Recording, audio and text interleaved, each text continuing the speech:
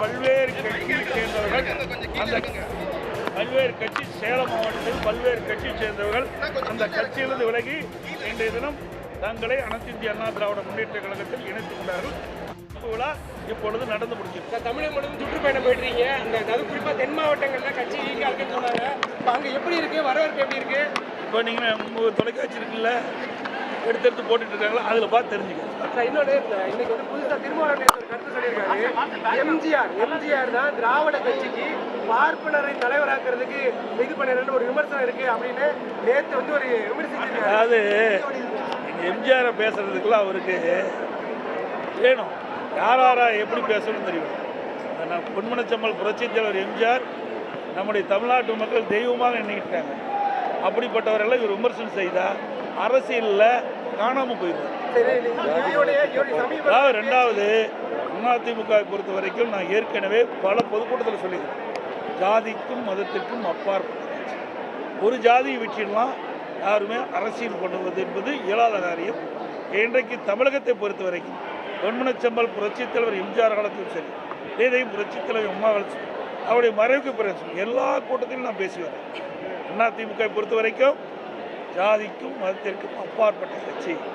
எங்களுடைய கட்சியில் எத்தனை பேர் இங்கே இருக்கிறாங்க, எவ்வளவு கட்சி, எவ்வளவு ஜாதி சேர்ந்திருக்காங்க, எவ்வளவு மதத்தை சேர்ந்தவர் எங்கள் இயக்கத்தில் இருக்கிறாங்க, எல்லாம் ஒற்றுமையாக நாங்கள் செயல்படுறோம். சில பேருக்கு பொறுக்கல, எரிச்சல், அவர் நினைத்தது நடக்கலை, அதனுடைய வெறுப்பினுடைய வெளிப்பாடு தான் இப்படிப்பட்ட வார்த்தைகளை கக்கி கொண்டிருக்கிறார். தொடர்ந்து திருமாவளவன் வந்து அதிமுகவே பேசிட்டே இருக்காரு. அது அவரை தான் கேட்கணும், அவர்கிட்ட கேட்குற கேள்வி அவர்கிட்ட கேளுங்க சார். குறிப்பாக முத்தரசன் இவங்கெல்லாம் சந்திச்சு ஆணவர் கொலைக்கு தனிச்சட்டம் வேணும்னு போய் கோரிக்கை வச்சிருந்தது வெளியே சொல்றாங்க. அவர் முதலமைச்சர் என்ன சொல்றாரு, நலம் விசாரிக்க வந்தாங்க அப்படின்னு சொல்றாரு. இப்போ முதலமைச்சரே அதோட அக்கறை இல்லாத மாதிரியும் அவர் பேசுற மாதிரி இருக்குது. நிலைப்பாடு எப்படி பாக்குறீங்க? அதான் அங்கேயே கருத்து வேறுபாடு வந்துட்டு இல்லை, அதான் நான் அடிக்கடி சொல்லிட்டே இருக்கிறேன். அந்த கூட்டணி இன்னும் 8 மாதத்துக்குள் நிலைக்குமா நிலைக்காது என்பது நீங்கள் சொன்ன அந்த கருத்தின் அடிப்படையிலே புரிகிறது. அதெல்லாம் கவலைப்பட, இன்னும் 8 மாத காலம் இருக்கின்றது தேர்தலுக்கு.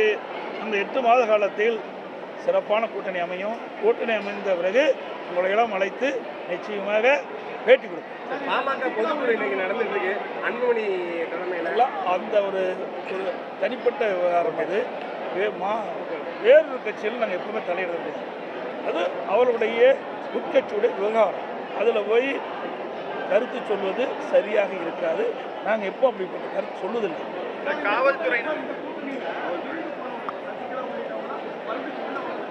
நீங்கள் இப்படியே கேள்வி கேட்டு எத்தனை தடவை தான் இந்த கேள்வி அப்படின்னு நானும் 8 வருஷமாக இந்த கேள்விக்கு பதில் சொல்லி ஆகிடுது.